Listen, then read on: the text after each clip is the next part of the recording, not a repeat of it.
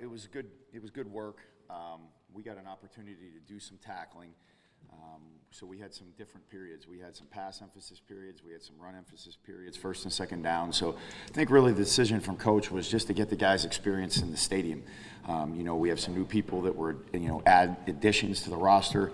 We're going to be scrimmaging later in the week. So it was, hey, get them over there in the practice, let them see what it's like. And when we go over there for the scrimmage, create the most game-like situation as possible. How are you juggling the tackling throughout the rest of the camp? I mean, you going to have specific days where you go? Or? Yeah, I mean, the reality is there's a limited amount of times you can practice now.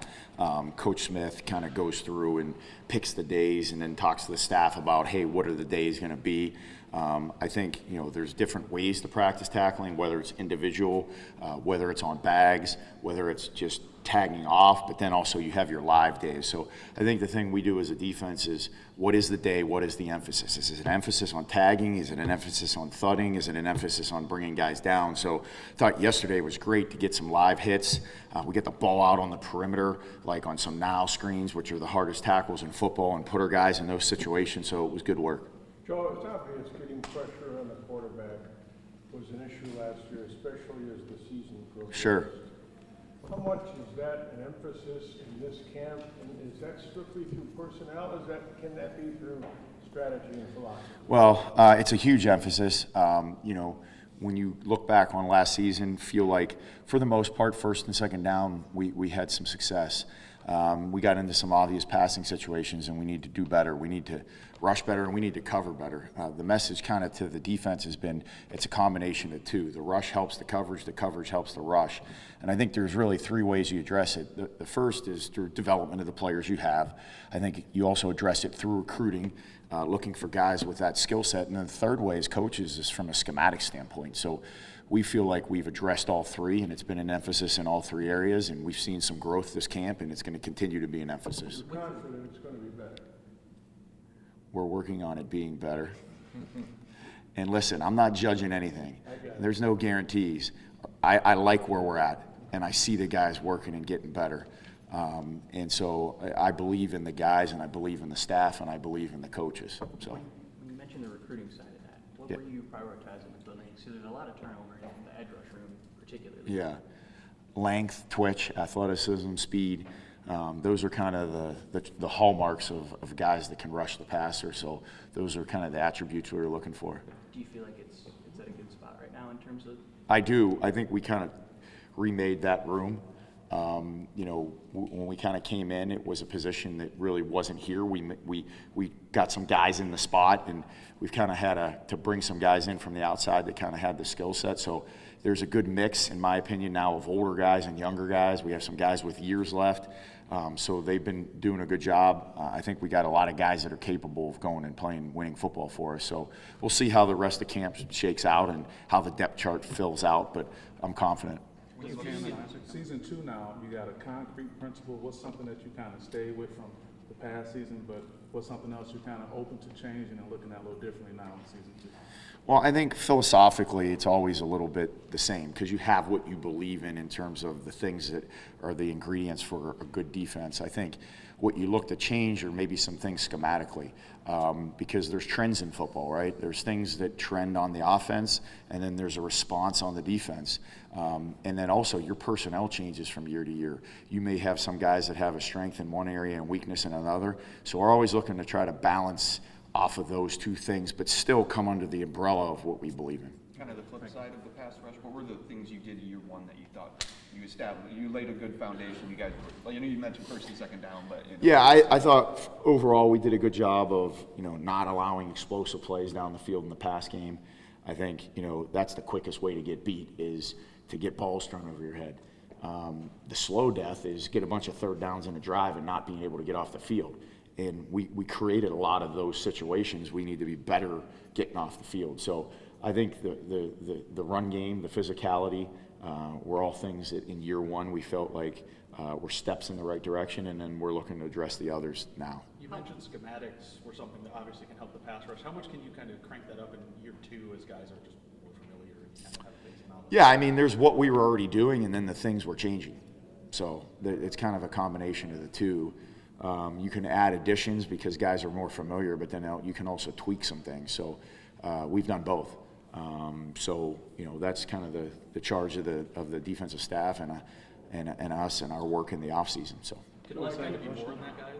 Like, can less kind of be more in keeping it simple for guys and like making it easy for them? Yeah, for sure.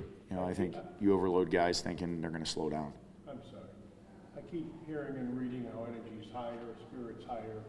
I guess we see that every year, but is any of that a byproduct of this staff in its second year? Have you noticed that tangibly on this team? I think what's noticeable in the second year is the guys being more connected to each other because they've played together. I think there's a familiarity with themselves, but also with the staff. And I think, obviously, there's a high number of guys that, as a staff, we've recruited. So when you recruit a guy, naturally the relationship's going to be a little bit different than when you come in and it's completely new. So I think what we're seeing is a more connected team, and when you have a more connected team, I think it's natural that there's more energy, more camaraderie.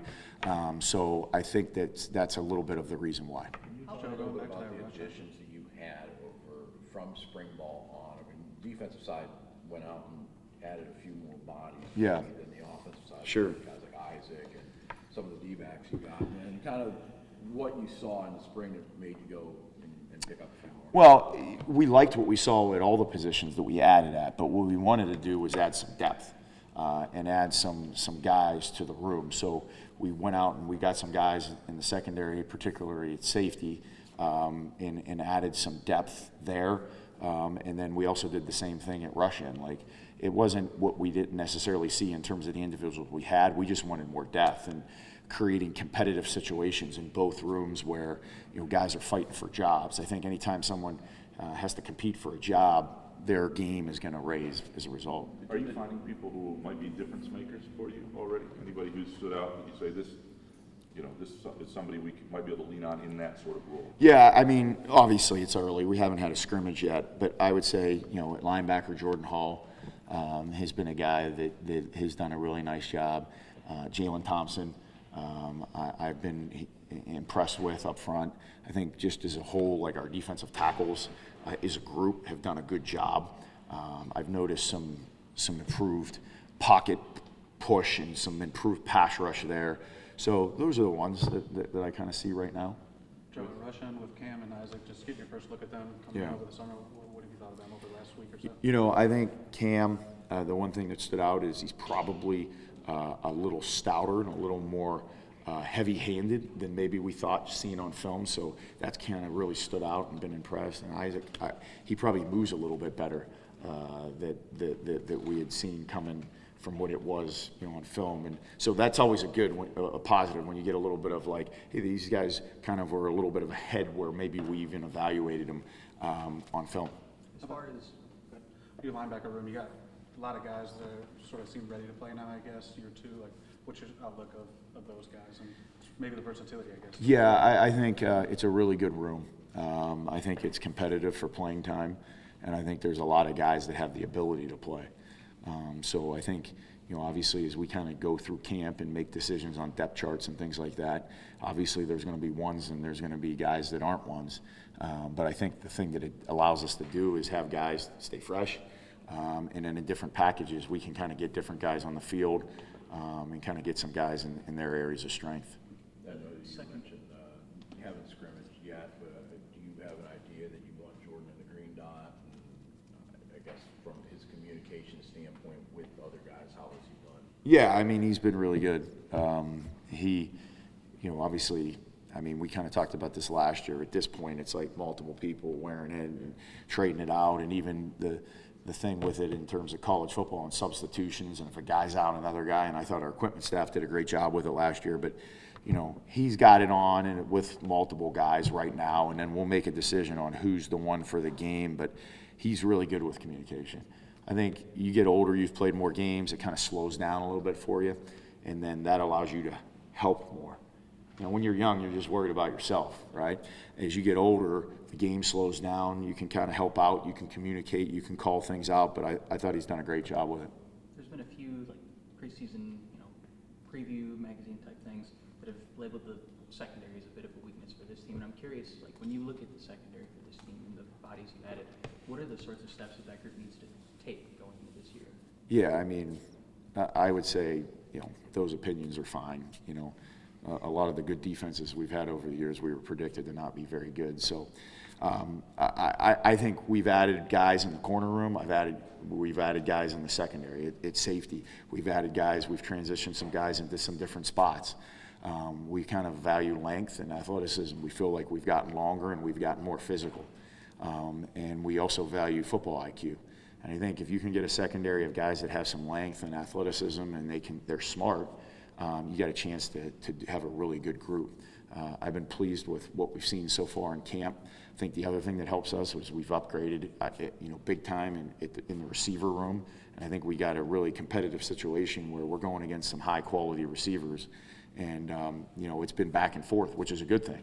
I think anytime you get it one way or the other, I mean, it could be good for one side, but the other side probably not so much. But it's been back and forth, so I think we've got upgraded on both sides of the ball at those positions. Speaking of offense, are there guys that, years ago when Kenneth Walker was here, for example, they started to figure out how good he was just because the defense said either he's great or we're really awful.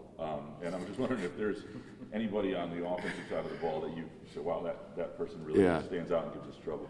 It's funny because I guess a lot of the league that year could have said we're really awful because of him. But no, I just, listen, I think the reality is I think the receiver room is a whole is the thing that stands out to me. Like, it's faster, there's more playmaking ability, there's multiple people. It's not just hanging your hat on one guy.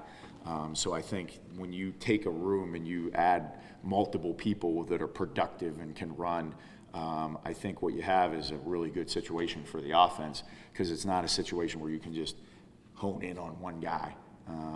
There's multiple threats there. So I think that group is probably the thing that stood out the most. On your side of the ball, is there anybody in that freshman class or second year class that came in with you guys last year that kind of elevated from spring ball to now, where you just kind of like, this player needs to be on the field, or these couple guys need to see time? Yeah, I mean, there's a bunch of them. From at linebacker, Brady Presloff. Like, I think Brady's going to be a great player for us. Obviously, we got a deep room there, but he's really talented. I think Justin Denson's done some really good things to date in camp and in the back end.